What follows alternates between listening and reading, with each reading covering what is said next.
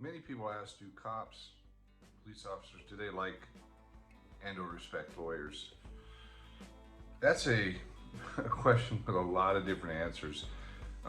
Maybe some of them the cops respect. Most cops don't respect lawyers in general or the profession.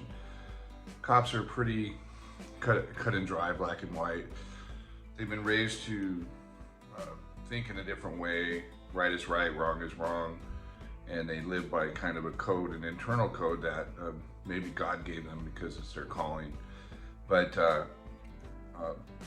you separate them in a lot of different categories. For example, prosecutors. Prosecutors are beloved by police officers, and of course, they get in arguments and anger because the prosecutors, most of them are building a career, and they don't want to go to trial on a case that they can't slam dunk. They call it 12 votes to 0, and well, no, it's not as easy as you think, and I think it just takes a licensed driver to become a juror. It's not like you have to pass an IQ test or anything like that. So they're easy to sway. There's all kinds of jury selection experts and lawyers out there that will determine who's weak and who can be manipulated in certain cases, and they're often right. And then to get a deadlock jury, I mean, all you need is one imbecile out there, one guy or woman that says, well, I'm not really sure. Yeah, we have a videotape of the guy shooting the guy in the head, but maybe it wasn't him. Well, the police officer caught him on tape, right after he shot the guy. Well, it could have been something. I don't know. It just doesn't seem right. It doesn't feel right, and you end up getting 11-1 jury deadlock, and you have to do the whole trial again and victimize the victims again. So, but this whole system has evolved.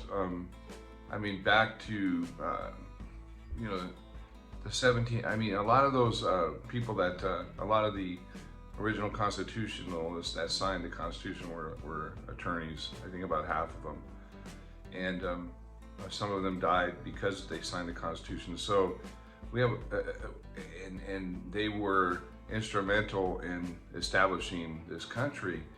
Unfortunately, attorneys have they've overrun the system. I mean, everything is litigation. Everything is litigious, and there's nothing, you can't go wrong, or you can't make a wrong move or a right move. Sometimes you do nothing wrong and you get sued. Sometimes you get stolen from and you become the victim in court. We've seen it all, and lawyers are to blame for this, and lawyers, what is isn't, what isn't is, wrong is right, right is wrong.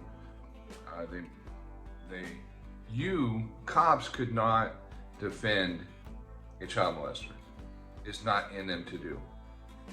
Cops could not defend a murder that they know legitimately murdered an innocent person.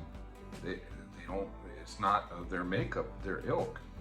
But attorneys are taught from day one of law school to rationalize this, that it's the victim, or it's just the arrestee's right to have counsel, that you have to be an ardent supporter and try to give the utmost and best defense to that person.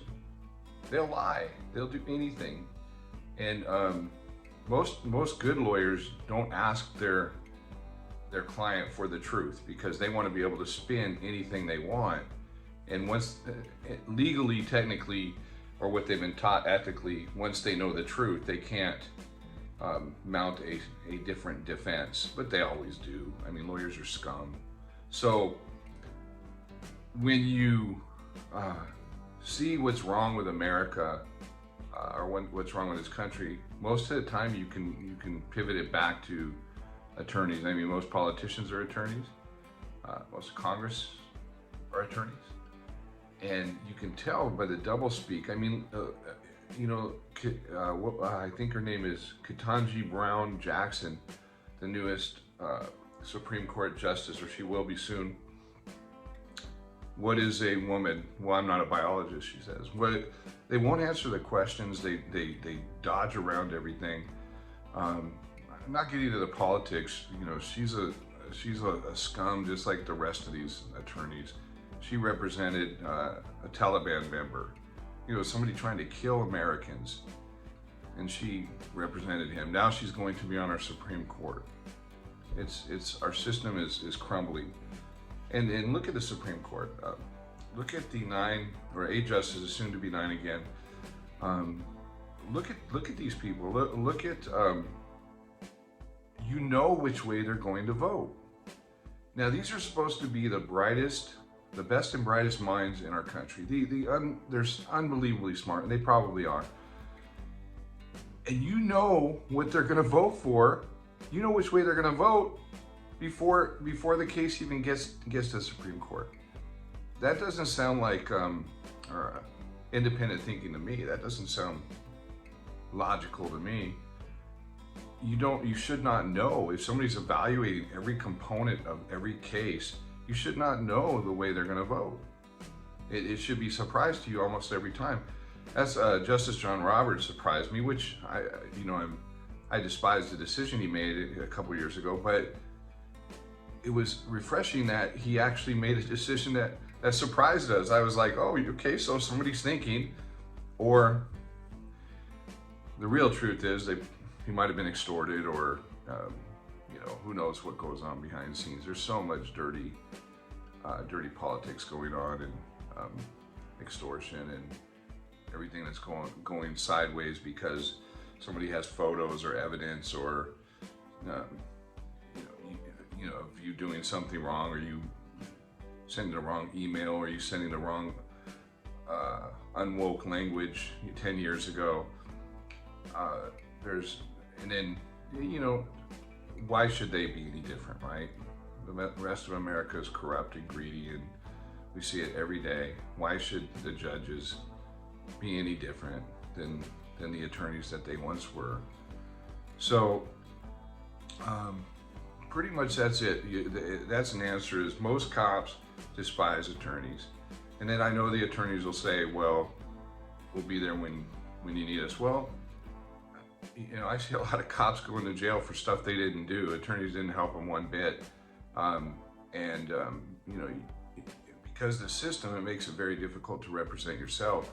You don't know the paperwork, the procedures, the way they use their terms, and all the protocol of the court system. It would take you a couple of years to learn that, and you just don't have time, and you're intimidated and overwhelmed, and you end up getting somebody that really doesn't care about you, is just collecting his money, and is anywhere from $200 an hour to way beyond that. So I've been involved in cases at the police department where people sue you, which is very common when you're a police officer, and the lawyer, you're given a city appointed lawyer, and they just milk the case. They just keep it going and going and going, because that's a cash cow to them. I mean, they just constantly are getting, calling meetings, getting paid, and cases go 4 or 5 years or longer. And when you challenge it, or you finally get the case thrown out of court, you're down hundreds of thousands of dollars, and they win. Lawyers always win. Whether they win the case or they don't win the case, they win because they get your money. And police officers are victims of attorneys all over the place. Doctors are victims of attorneys and fake fraudulent malpractice cases. And these attorneys do run the country. We have to accept that fact. They are in charge. They make the rules, and they make the rules for themselves. A future video, I'm going to go ahead and tell you some of the rules that they get to play by that you don't get you're not afforded, and it's crazy, unbelievable. You will be shocked. So right now, I hope I answered that question. Most cops find being an attorney a dishonorable profession. And if you're a cop and you have any other stories or anything to add, just please send it in and be glad to post it here. Only retired cops, because we know what they do to active duty police officers that did nothing wrong. So only retired. Thank you.